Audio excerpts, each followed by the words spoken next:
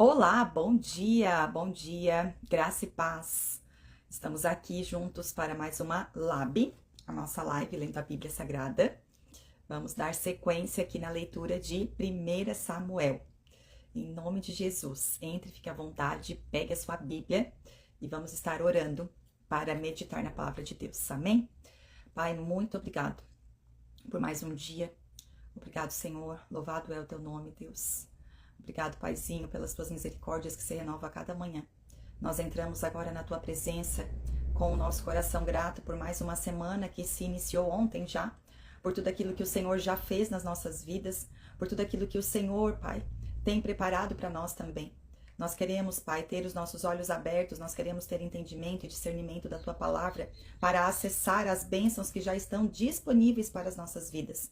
Nós não queremos mais ficar, Senhor, vivendo no raso, ficar vivendo levado pelas circunstâncias, mas nós queremos ser fortalecidos na nossa fé por meio da tua palavra, porque a fé vem pelo ouvir e ouvir a palavra de Deus. Nós queremos ter discernimento, compreensão do teu amor por nós, Senhor. Então eu deixo, Senhor Deus, que aqui o Espírito Santo tenha liberdade para falar aos nossos corações, para conduzir essa leitura. Que o Senhor fale de forma personalizada a cada um de nós por meio dessa meditação de hoje. Em nome de Jesus, amém. Amém? Glória a Deus. Então pega aí a sua Bíblia. Nós estamos em 1 Samuel, vou colocar aqui o capítulo que a gente vai ler hoje, dando sequência, né? Ontem a gente leu até 21, hoje então é o 22. Aqui, 1 Samuel, capítulo 22, amém? Bom dia, Pamela, bom dia, Renata, outra Renata, Luana, Marcinha, Cris, bom dia, Zenoir, Lília, bom dia, amém? Vamos lá então, gente. A gente viu ontem Davi fugindo de Saul e agora a gente vai para mais um episódio aqui dessa fuga de Davi. A gente viu ontem o amor, né, o laço de amizade de Jonatas, que era filho de Saul, para com Davi, né? Eles tinham um laço de amizade profundo e Jonatas protege Davi, ajuda ele. E agora a gente vai ver então um outro episódio de Davi aqui nessa fuga de Saul, capítulo 22. Davi na caverna de Adulão. Davi fugiu de Gate e se escondeu na caverna de Adulão. Quando souberam disso, seus irmãos e parentes foram encontrá-lo ali. Logo, outros começaram a chegar. Pessoas, olha só, gente, deixa eu pegar aqui a minha canetinha aqui. Marca isso, porque isso aqui é muito importante. Olha só o tipo de pessoas que vieram estar com Davi. Isso aqui é muito interessante, muito importante. Ó, pessoas aflitas, endividadas e descontentes. Davi acabou se tornando o líder de cerca de 400 homens. Homens qualificados? Não. Homens aflitos, endividados e descontentes. Verso 3. Mais tarde, Davi foi a Mispá, em Moabe, e pediu ao rei: por favor, permita-me que meu pai, minha mãe e minha mãe morem aqui, até que eu saiba o que Deus fará comigo. Assim, os pais de Davi permaneceram com o rei de Moabe por todo o tempo que Davi ficou na fortaleza. Certo dia, o profeta Gade disse a Davi: deixe a fortaleza e volte à terra de Judá. Então Davi foi para o bosque de Herete. Saul logo soube da chegada de Davi e dos homens que o acompanhavam. Nessa ocasião, o rei estava sentado com a lança na mão, cercado por seus oficiais, sob uma tamargueira na colina de Gibeá. Quando ouviu a notícia, Saul gritou a seus oficiais: escutem, homens de Benjamim, por acaso aquele filho de Jessé prometeu campos e videiras a todos vocês? Prometeu torná-los generais e capitães de seu exército? Foi por isso que conspiraram contra mim? Pois nenhum de vocês me informou quando meu filho assumiu um compromisso solene com o filho de Jessé. Não tiveram pena de mim. Sim, meu próprio filho instigando Davi a me matar, como ele procura fazer hoje mesmo. Então, Doeg, o edomita, que estava ali com os oficiais de Saul, disse: Quando estava em Nob, o filho de Jessé, viu o filho de Jessé falar com o sacerdote Aimeleque, filho de Aitube. Aimeleque consultou o Senhor em favor dele. Depois, deu-lhe alimento e a espada de Golias, o filisteu. Olha só a fofoca. Gente, vocês têm que acompanhar toda a história, tá? Para poder entender. Olha só a fofoca. Deixa eu só explicar algo aqui para vocês. Quando Davi chegou lá no sacerdote, ele não falou que estava fugindo de Saul, mas que estava em missão. Então o sacerdote ajudou Davi, deu alimento para ele inocentemente, sem saber de fato o que estava acontecendo. E agora aqui, Saul, ele está, fazendo um discurso aqui, e uma pessoa traz uma informação para Saul que não é a verdade. O que não é a verdade é uma mentira, né? E quando você não sabe a raiz daquilo, então é uma fofoca, dizendo que viu o sacerdote, viu o filho de Jessé, que no caso é Davi, falar com o sacerdote e o sacerdote consultar o Senhor em favor dele e lhe deu. Aí isso é verdade. Ele lhe deu alimento e deu a espada do gigante Golias. Aí verso 11, o massacre dos sacerdotes. Então, o rei Saul mandou chamar Aimeleque e toda a sua família que serviam como sacerdote em Nob, e todos vieram até o rei. Quando chegaram, Saul gritou: "Escute, filho de Aitube." "Sim, meu senhor", respondeu Aimeleque. "Por que você e o filho de Jessé conspiraram contra mim?" perguntou Saul. "Por que você lhe deu alimento e uma espada? Por que consultou Deus em favor dele? Por que o instigou a me matar, como ele procura fazer hoje mesmo?" Aimeleque respondeu: "Ó rei, não existe entre todos os seus servos alguém tão fiel quanto Davi, seu genro. Ele é capitão de sua guarda pessoal e membro muito honrado de sua casa. Com certeza essa não foi a primeira vez que consultei a Deus em favor dele. Que o rei não me acuse nesta questão, nem a minha família, pois eu não sabia de conspiração alguma contra o Senhor." Uau! O rei, porém, disse: "Certamente você será morto, junto com toda a família de seu pai." Então, ordenou à sua guarda pessoal: "Matem estes sacerdotes do Senhor, pois eles são aliados de Davi e conspiram com ele. Sabiam que ele estava fugindo de mim, mas não me avisaram." Contudo, os homens de Saul se recusaram a matar os sacerdotes do Senhor. Então, o rei disse a Doeg: "Mate-os você." E naquele dia, Doeg, o edomita, os atacou e ao todo matou 85 sacerdotes, ainda vestidos com suas túnicas sacerdotais de linho. Vocês lembram, gente? Lá das roupas que Deus determinou que os sacerdotes deviam usar? Eles estavam a serviço do Senhor e foram mortos. Verso 19.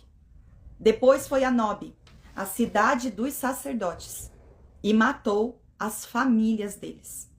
Homens, mulheres, crianças, recém-nascidos, além de todo o gado, jumentos e ovelhas. Somente Abiatar, um dos filhos de Aimeleque, filho de Aitube, escapou e fugiu para juntar-se a Davi. Deixa eu marcar isso aqui. Quando contou a Davi que Saul havia matado os sacerdotes do Senhor, Davi exclamou: "Eu sabia. Quando vi Doeg, o edomita, naquele dia, sabia que ele iria contar a Saul. Agora sou responsável pela morte de toda a família de seu pai. Fique aqui comigo e não tenha medo. Eu o protegerei, pois a mesma pessoa quer matar nós dois. Comigo você estará seguro." Meu Deus. Gente, olha só o que a inveja, o ciúme faz com uma pessoa. Ela cega uma pessoa.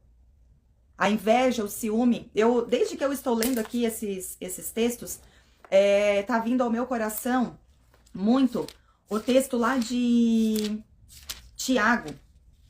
Deixa eu procurar aqui, gente, para falar para vocês a referência, que é Tiago 3, que vai falar da verdadeira sabedoria. Vai falar da verdadeira e da falsa sabedoria. E eu vou ler esse textinho aqui para que vocês analisem essa leitura que a gente está fazendo lá. Olha só. Diz assim, ó, capítulo 3, verso 13 de Tiago. Se vocês são sábios e inteligentes, demonstrem isso vivendo honradamente, realizando boas obras com humildade que vem da sabedoria. A humildade é pensar menos em si e mais no outro. Não é pensar menos de si, mas é pensar menos em si. É viver de forma honrada. Uma pessoa humilde, ela vive de forma honrada. O que é viver de forma honrada? Não é ficar recebendo honra, aplausos das pessoas. Não. Uma pessoa honrada não é aquela que recebe honra, mas é aquela que honra. É aquela que reconhece o valor do próximo. É aquela que se importa com o próximo. Essa é uma pessoa honrada. Verso 14. Mas, se há em seu coração inveja amarga e ambição egoísta, não encubram a verdade com vanglórias e mentiras.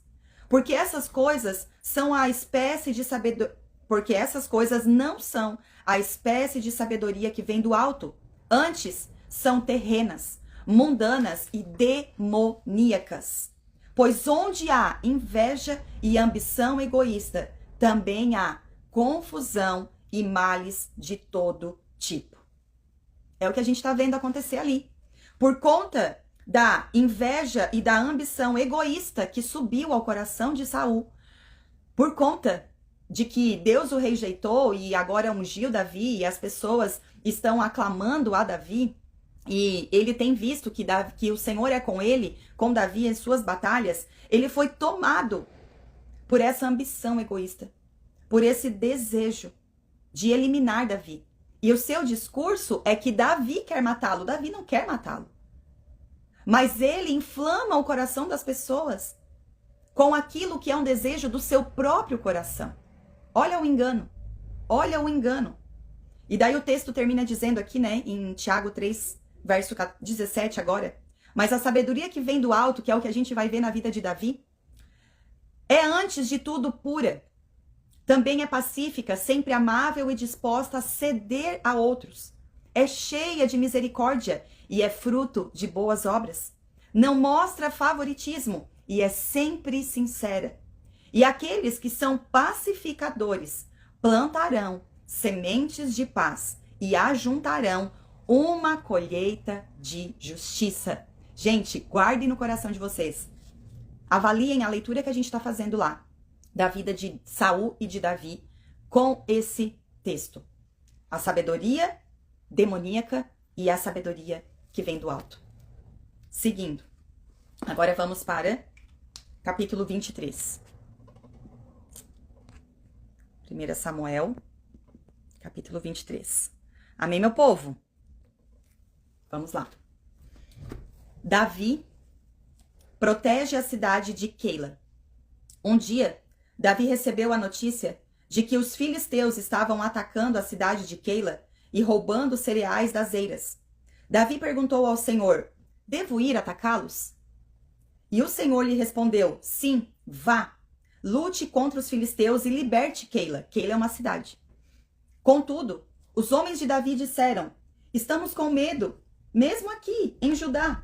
Imagine como seria em Keila para lutar contra os exércitos filisteus. Deixa eu marcar isso aqui, gente. Estamos com medo aqui. Quem dirá quando avançar? Davi consultou o Senhor novamente. E mais uma vez o Senhor respondeu: vá a Keila, pois eu entreguei os filisteus em suas mãos. Quando a gente encontra essa frase aqui, eu entreguei, né, o inimigo em suas mãos, quer dizer que o povo, né, aqui no caso Davi, ou seja, quem fosse, né, do povo do Senhor de Israel aqui, eles teriam que ir e lutar. Eles teriam que ir e lutar. Mas que o Senhor já tinha entregado eles. O Senhor fez a parte dele, mas cabe a nós fazermos a nossa. E a nossa parte é romper com o medo. É ser forte e corajoso e enfrentar sair da zona de conforto. O corajoso não é aquele que não tem medo, mas é aquele que enfrenta os seus medos, que enfrenta o inimigo, que enfrenta a circunstância, mesmo com medo. Mesmo, sabe, querendo, né, fugir, mas avança, vai avante. Olha só, verso 5. Então Davi e seus homens foram a Keila, massacraram os filisteus, tomaram todos os seus rebanhos e libertaram o povo daquela cidade. Quando Abiatar, filho de Aimeleque, fugiu para juntar-se a Davi em Keila, trouxe consigo colete sacerdotal. Saul soube que Davi estava em Keila. Agora ele não tem como escapar de nós, exclamou. Deus o entregou em minhas mãos, pois ele se enfiou numa cidade com portões e trancas. Veja só, gente. Aqui é uma fala de Saul. Saul está dizendo que Deus entregou ele. É algo que está vindo do coração dele, não é algo que Deus falou para ele. Preste atenção no que você está lendo e meditando. E também é muito importante a gente prestar bastante atenção. Por quê? Porque a gente precisa entender, né, a diferença que há nessas matanças todas, né? O que é matar o inimigo, destruir o inimigo, e o que é destruir inocentes por conta de uma ambição, por conta de uma ira. Preste atenção que há uma diferença. Antes a gente viu no capítulo 22 aqui, que Saul matou todos os sacerdotes, as suas famílias, os seus rebanhos, né, por conta de uma ira no seu coração, de inveja e de ambição egoísta. O que é diferente do que está acontecendo aqui no capítulo 23, que é a aniquilação do inimigo. Amém? Vocês precisam prestar atenção. Agora, verso 8 do capítulo 23. Saul reuniu todo o seu exército para marchar até Keila e cercar Davi e seus homens. Contudo, Davi soube do plano de Saul e pediu a Abiatar, o sacerdote: traga o colete sacerdotal. Então, Davi orou: ó Senhor, Deus de Israel, ouvi que Saul planeja vir e destruir Keila porque estou aqui. Será que os líderes de Keila vão me trair e me entregar a ele? E Saul virá de fato conforme ouvi? Ó Senhor, Deus de Israel, por favor, responde-me. E o Senhor respondeu: ele virá. Mais uma vez Davi perguntou: os líderes de Keila entregarão a mim e a meus homens a Saul? E o Senhor respondeu: sim, entregarão. Meu Deus.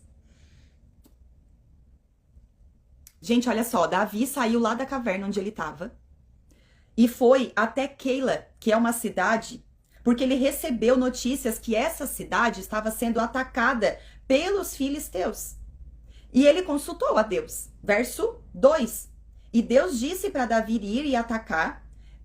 Os homens estavam com medo. Davi consultou a Deus. Deus disse: vai, porque eu já entreguei os inimigos em suas mãos.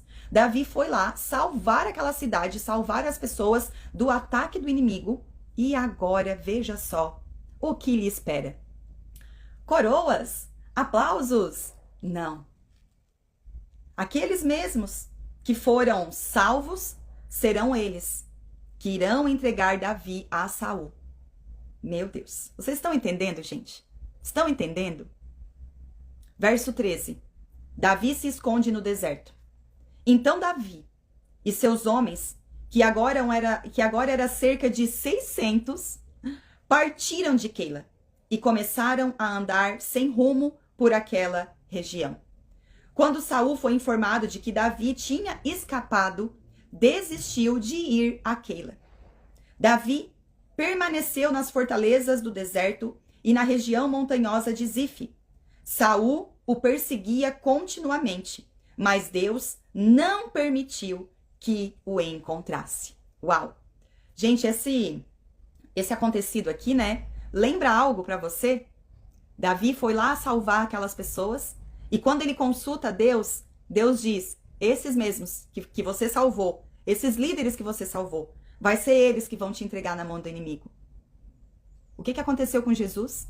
Quem foi que crucificou Jesus? Olha só. Todo o evangelho, tudo que está escrito aqui, aponta para Jesus. Só que Davi, ele não fica ali. ele sai e o Senhor é com ele. Verso 15. Então, perto de Oreza, Davi recebeu a notícia de que Saul estava a caminho no deserto de Zife, para procurá-lo e matá-lo. Jonatas, o filho de Saul, foi encontrar Davi e o animou a permanecer firme em Deus. Não tenha medo. Marca aí, gente, ó, já falei várias vezes para vocês, antes a gente já encontrou aqui também. Não tenha medo. A gente já encontrou aqui, no verso 23 do capítulo 22. Não tenha medo. O Senhor vai sempre nos encorajar. São 365 vezes que aparece na palavra de Deus. Não tenha medo, não temas. Não tenha medo, disse Jonatas. Meu pai jamais o encontrará. Você será o rei de Israel, e eu serei o segundo no comando, como meu pai. Saul sabe muito bem. Então, os dois renovaram seu compromisso solene diante do Senhor. Depois, Jonatas voltou para casa, enquanto Davi ficou em Oreza. Os habitantes de Zife, porém, foram até Saul em Gibeá e disseram: Sabemos onde Davi está escondido. Está nas fortalezas de Oreza, na colina de Aquilá, no sul de Gesimon. Desça quando estiver preparado, ó rei, e nós apanharemos Davi e o entregaremos em suas mãos. Que o Senhor os abençoe, disse Saul. Finalmente alguém se preocupou comigo? Vão e verifique onde ele está e quem o viu ali, pois dizem que ele é muito astuto. Descubram o esconderijo dele e voltem quando tiverem certeza. Gente, olha só o que Deus falou no meu coração aqui. Quando uma pessoa, sabe, que foi até escolhida por Deus, ela é tomada pela inveja, pela ganância, ela perde o foco. Era para Saul estar se importando em matar o inimigo, e ele está querendo matar um homem de Deus. Ele está perseguindo aquele que o Senhor ungiu, enquanto era para ele estar se preocupando, como rei que ele ainda é, em cuidar do seu povo. Meu Deus, que forte isso. Seguindo ainda no verso 23. Então irei com vocês, e se ele estiver naquela região, eu o encontrarei, mesmo que precise procurar por todo o canto de Judá. Os homens de Zife voltaram para casa à frente de Saul. Enquanto isso, Davi e seus homens foram para o deserto de Maom, no vale de Arabá, ao sul de Gesimon. Quando Davi soube que Saul e seus homens o procuravam, foi ainda mais para o interior do deserto, até a grande rocha, e permaneceu no deserto de Maom. Saul, porém, continuou a persegui-lo naquela região. Saul e Davi agora estavam em lados opostos de uma montanha, e Davi fugia apressadamente de Saul. No mesmo instante que Saul e seus homens cercaram Davi e seus homens para prendê-los, chegou uma mensagem urgente para o rei, informando que os filisteus estavam atacando Israel outra vez, veja só. Então, Saul deixou de perseguir Davi e voltou para lutar contra os filisteus. A partir dessa ocasião, o lugar onde Davi estava acampado passou a ser chamado de Selá Amalecote. Depois, Davi saiu dali e foi viver nas fortalezas na região em El-Ged. Meu Deus. Gente, se a gente estivesse fazendo uma leitura cronológica, a gente estaria indo agora lá em Salmos. Porque em meio a toda essa perseguição, em toda essa fuga aqui de Davi, foi quando ele escreveu muitos dos salmos. Sabe? Porque é nos momentos de angústias que também nós nos voltamos ainda mais ao Senhor. Quando o inimigo está perseguindo, quando circunstâncias difíceis estão acontecendo, foi assim também com Davi. E foi nesses momentos aqui, ó, de fuga, né, de perseguição do inimigo, que ele escreveu muitos dos salmos. Quando a gente chegar lá, a gente vai relembrar desses momentos. Amém? Vamos ler mais um capítulo. Mais um, muito, que vocês vão ver agora a sabedoria de Davi. Samuel 24. 1 Samuel 24. Davi poupa a vida de Saul. Depois que Saul voltou da luta contra os filisteus, olha só, Saul, né, ele ficava perseguindo. Ele só ia quando, ao invés de ele estar lá cuidando, ele só ia quando ele era informado que o inimigo estava atacando, né? Mas ainda que ele foi, amém, glória a Deus. Depois que Saul voltou da luta contra os filisteus, foi informado de que Davi tinha ido para o deserto de El-Ged. Então, Saul escolheu 3.000 dos melhores soldados de todo Israel e foi à procura de Davi e seus homens, perto das rochas onde viviam cabras selvagens.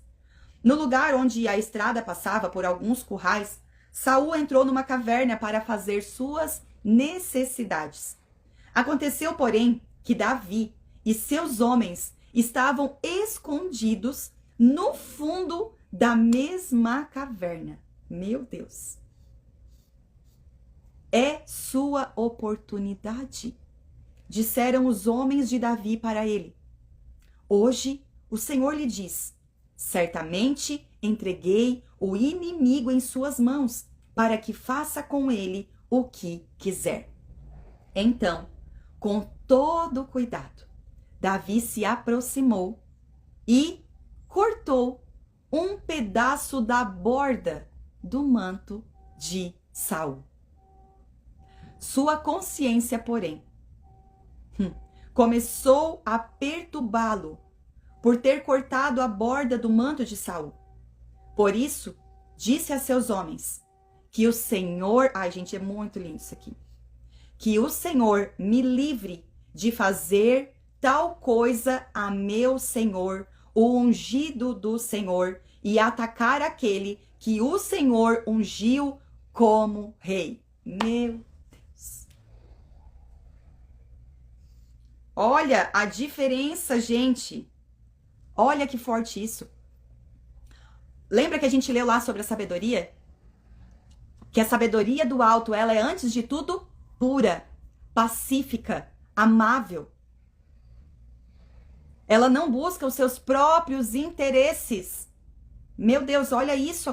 Olha a oportunidade que Davi está tendo aqui de acabar com essa perseguição. Como os seus próprios homens disseram, né? Que talvez eles pensaram, poxa, nosso líder é um banana. O inimigo estava ali fazendo suas necessidades num momento de total vulnerabilidade. Dentro de uma caverna, sozinho, fazendo necessidade. Imagina a cena, gente. A caverna é profunda.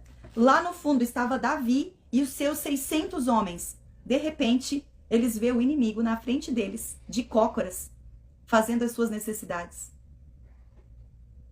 Parece ou não parece? Como eles falaram aqui. Certamente, o Senhor entregou o inimigo em tuas mãos. E Davi foi. Só que quando chegou perto, a sua consciência, a sabedoria que veio do alto, o discernimento, não permitiu ele sujar as suas mãos. Nossa, que forte isso, gente. Meu Deus. Vou ler de novo aqui. Que o Senhor me livre de fazer tal coisa a meu Senhor. Ele chama Davi de seu Senhor.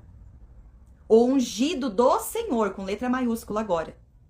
Do Senhor Deus. E atacar aquele que o Senhor Deus ungiu como rei. Assim, Davi conteve seus homens e não deixou que matassem Saul. Meu Deus, gente, isso é muito forte. Depois que Saul deixou a caverna para seguir seu caminho, Davi saiu e gritou para ele: ó meu senhor, o rei! E quando Saul olhou para trás, Davi se curvou com o rosto em terra.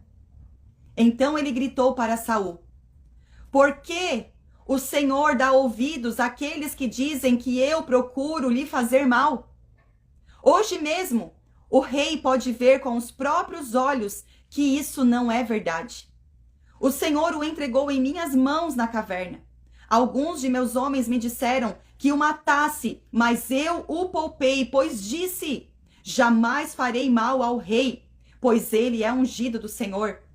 Veja, meu pai, o que tenho em minhas mãos é um pedaço da borda do seu manto. Cortei seu manto, mas não matei o rei. Isso prova que não procuro lhe fazer mal e que não me rebelei, nem pequei contra o rei, embora esteja me perseguindo para me matar. Meu Deus, gente, olha isso! Que sensacional! Olha o momento, olha a oportunidade que Davi teve de demonstrar diante de todos que o que Saul estava fazendo era uma perseguição contra ele, e o que Saul estava falando era uma mentira, era uma acusação que na verdade era dele própria, era ele que queria matar Davi. E ele fazia discursos dizendo que Davi é quem queria matá-lo, inflamando o povo. Inflamando, lançando dardos inflamados, porque mentira, calúnia, inflama o coração das pessoas que não conhecem a verdade. Por isso a importância de nós conhecermos a palavra de Deus, para não ficarmos vulneráveis às falas, às mentiras que pessoas mal intencionadas, que até se mostram estar se importando com as outras, mas na verdade elas estão buscando apenas os seus próprios interesses. E estão usando da ignorância das pessoas para manipular elas a seu próprio favor, inflamando o coração delas contra outras pessoas que não têm culpa, que são ungidas pelo Senhor. Meu Deus, que forte isso. Verso 12. Que o Senhor julgue entre nós dois. Talvez o Senhor castigue o rei por aquilo que procura fazer contra mim, mas eu jamais lhe farei mal. Meu Deus, olha isso. Como diz o antigo provérbio, de pessoas perversas vêm atos perversos. Por isso o rei pode estar certo de que eu jamais lhe farei mal. Afinal de contas, a quem o rei de Israel procura capturar? A quem persegue? A um cão morto? A uma pulga? Que o Senhor julgue entre nós dois e mostre quem está certo. Que ele seja meu defensor e me livre de suas mãos. Quando Davi terminou de falar, Saul respondeu: é você mesmo, meu filho Davi. Você é mais justo que eu, pois me pagou o mal com o bem. Sim, você foi extremamente bondoso comigo, pois o Senhor me entregou em suas mãos, mas você não me matou. Quem mais deixaria seu inimigo escapar quando o tinha em suas mãos? Que o Senhor o recompense com o bem pela bondade que demonstrou por mim hoje. Agora vejo que certamente você será rei e que o reino de Israel prosperará sob o seu governo. Jura-me pelo Senhor que quando isso acontecer, você não eliminará minha família, nem destruirá meus descendentes. Então Davi fez a Saul esse juramento. Saul voltou para casa, mas Davi e seus homens foram para sua fortaleza. Meu Deus. Gente, que capítulo mais lindo.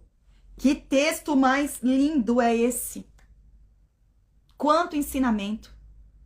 Ei, não somos nós que fazemos justiça. Olha, deixa eu voltar ali, gente. Olha só que coisa mais linda. Eu sei que já passou da hora, né? Passou, eu tenho que trabalhar, eu tenho muitas coisas para fazer, mas a palavra de Deus, ela é tremenda demais. Meu Deus, olha só. Deixa eu voltar aqui em Tiago 3 e ler o verso 17 e 18 novamente. Mas a sabedoria que vem do alto é, antes de tudo, pura. Também é pacífica, sempre amável e disposta a ceder a outros. É cheia de Misericórdia. O que é misericórdia? É não dar a alguém o castigo que aquela pessoa merecia. Davi foi misericordioso com Saul. Poderia ter matado ele ali, porque afinal de contas era o que ele queria fazer, era o que Saul queria fazer com ele. Já tinha lançado lança várias vezes nele, estava nessa perseguição. Mas como o próprio Saul disse, Davi, você foi mais justo do que eu. É cheia de misericórdia e é fruto de boas obras. Não mostra favoritismo e é sempre sincera. Meu Deus, olha só. Davi reconheceu que, embora ele fosse um inimigo, ele era o ungido do Senhor. E ele não ia fazer mal a ele. Ele não ia sujar as mãos dele com isso. Porque ele sabia. Ele sabia que ele tinha um Deus que ajudou ele a vencer um urso e um leão. Que derrubou um gigante. Será que agora Deus não iria defendê-lo de Saul? Sendo que ele já tinha sido ungido. Hein?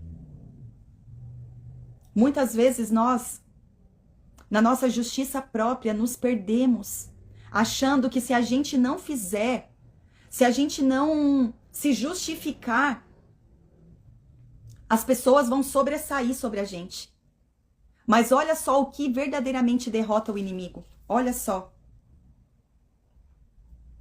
E aqueles que são pacificadores plantarão sementes de paz e ajuntarão uma colheita de justiça. Meu Deus! Davi plantou paz. Davi não sujou as mãos, não fez aquilo que os seus homens estavam instigando ele a fazer, porque ele ouviu a Deus. E ainda que as pessoas estavam ali, ele, além de não sujar as suas mãos, ele ainda conteve os seus homens. Ele não alimentou a ira que estava no coração daquelas pessoas. E ele foi diante de Saul e mostrou, olha, eu estou em paz.